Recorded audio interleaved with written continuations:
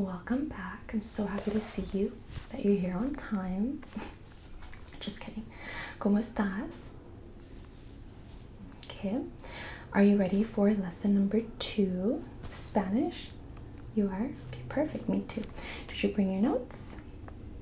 Perfect. Okay. Well, I'm very excited because today's lesson is a lesson that's really important. When you start, learning a language, you really need to start with those simple phrases and words that everybody knows, like hello, goodbye, and stuff like that. So that's what we're going to be diving into today, as well as pronouns. In Spanish, the pronouns are a little tricky. We'll save that for later. I don't want to confuse you, but we're going to get into that today, okay? It will take you some time with the pronouns, I'm sure, but like I said, with time, everything is just going to start to come naturally. Yeah, perfect. Did you enjoy the last lesson? Was it easy to follow and understand? That makes me very happy, actually. Okay, so let's go ahead and start with hola, hi. Hola, hi. That's what it means, yes. So hola is hi. And I'm repeating it so many times because sometimes we just need repetition and to hear something multiple times to get it. Yeah, so how about you try it? Go ahead and say hola. Yeah, say it a few times. It should help you out. Hola. Okay. And you would spell that like this. Yes. Okay. If you were going to see somebody in the morning and you wanted to greet them, you would say good morning, right? So that's buenos dias. And on dias, you have that accent. You see the accent? So that means you have to stress it a little bit. So buenos dias. And here you might notice, which we'll get into after, buenos ends in N-O-S. Nos. Nos. Buenos dias. Yeah, that's just something I want you to take a look at for now. Don't worry about it. Good afternoon would be buenas tardes. Buenas tardes. And you'll notice this one ends in nas, right? Yes, a little confusing, I know. We will get to it. And then good night would also be buenas noches. Buenas noches. Yes, okay. Let's see, what's next? Goodbye. Do you think you know how to say goodbye?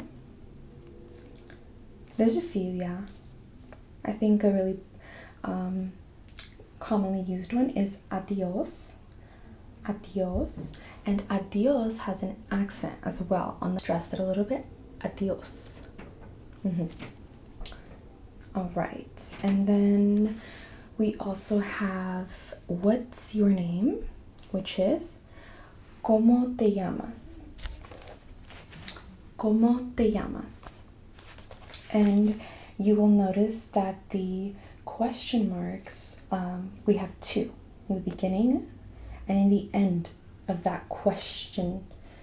The sentence is a question, so we have 2. Okay, moving on. Yeah, we're kind of going by fast with these, aren't we? Don't forget, if you're taking notes, you have these written down and you can look back at them and just replay them in your head. Buenos dias, buenas noches, buenas tardes, good morning, good night, hello, all that. You just keep repeating it to yourself. Practice in the mirror, and slowly it'll just come naturally in sentences and stuff like that, okay? How are you would be ¿Cómo estás? With the question marks, as I said, and because it's a question. And then we have 2 accents on this word.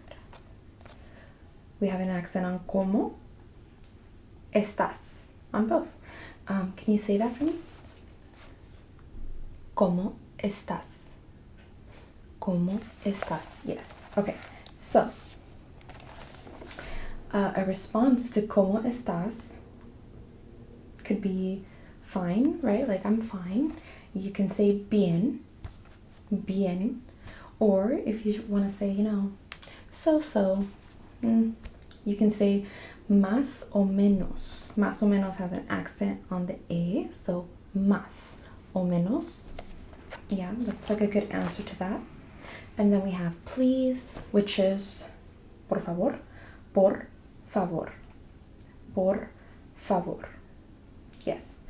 And then we have thank you, which is gracias, gracias, gracias. Can you say that one? That one's a little tricky. Gracias. Yes. And then de nada. What do you think that is? De nada. Does this sound means you're welcome? De nada is you're welcome. And then this last one I'll give you here is, I don't want to overwhelm you. Now we're getting into the thing I was kind of dreading the most to teach you today, because I knew it was going to be a little tricky and I know it's going to overwhelm us. So let's take a few deep breaths. I know that you got this and that it's going to take time, but as soon as you get this down, I know it's going to get so easy for you, okay? All right, let me get ready to use the whiteboard. Now that I got the whiteboard here with me, we're ready. Okay, so we have 10 basic pronouns in Spanish that you'll be using every day, literally all the time. I'm going to use a chart that really helped me when learning these pronouns. Feel free to use it. I think it's a very helpful tool. On this side, I will be putting all the singular pronouns. So that would be in English, I or you, all the pronouns with I. So here, I'm going to put yo. Yo. So yo means I. Say yo. Okay. And then we're gonna put tú, which means you. Yo is I, tú is you. So if you're telling somebody, oh, you need to go there, you would say tú, like tú, and then yo is you, right? Okay.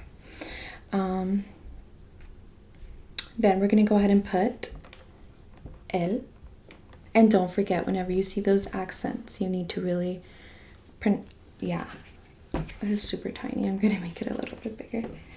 Oh, teddy bear's falling. El. Oh, the acento does not go there. Sorry about that. El. El, what do you think el means? He. So he didn't go to class. El. Say that, el. Okay. And then we have ella. Yeah, él is a guy, the male version, and then the woman is ella, the female. Sorry. Ella and él. Ella. So her. Him and her. Well, he and her. Sorry. Okay. And then, okay, next we have usted. I'm gonna put that one here. Usted. You. I know it's a little confusing because I did say tú means you, but what I will say is that usted is much more, this is much more informal, and this is more with respect. Usted. And tú is more like just a friend or someone, That would be towards like your elder or someone that you respect and that you want to show respect to. You would say usted, like you will be going, what's an example I can give you? Like if you're talking to your father and you want to ask them if they're going to come with you to the store, in Spanish I would ask in this way. Ready? ¿Usted va a venir a la tienda conmigo? Question. It's a question. So usted instead of tú vas a venir a la tienda conmigo, I wouldn't say that. I would, but then again, it's up to you when you use usted, because it is kind of like a respect thing. So, yeah, I hope that how I explained it, okay. Yeah, so I am a beginner Spanish teacher. I am not a professional whatsoever, so please take it easy on me. Okay. Yes, next we're gonna go straight to the plural pronouns, which will be on this side. So in the beginning I told you these are the singular pronouns, and these on this side of the chart are going to be the plural. Okay, so I'm going to put nosotros. Can you say that for me? Nosotros, that means we, but that says nosotros. Can you say that for me one more time? Nosotros. Okay, now we have vosotros, and it's, in Spanish it depends where you are. There's many ways of saying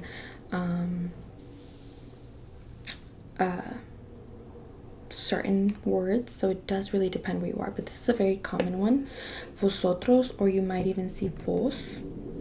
We have el, the plural of that would be ellos. So like a big group of guys would be ellos, a big group of girls would be ellas. You see how the endings are os and as? It's different in that sense, which we'll get to. And then usted would be ustedes. Ustedes. Yeah. Yes. A lot of people use ustedes here as well. Tú and ustedes, vosotros. It really, like I said earlier, it depends where you're from is where you'll get certain words used more or less. Some people that speak Spanish will never say vosotros because they're from a place where they say ustedes, or so yeah. I feel like this is a good place to stop. I feel like this is a lot that you need to stop. I do think it's like a good place to put a little placeholder. You study these really, really hard, and then in the next class we will move on to the next. Yes, so can you say these with me? Yo, tú, él, ella, usted.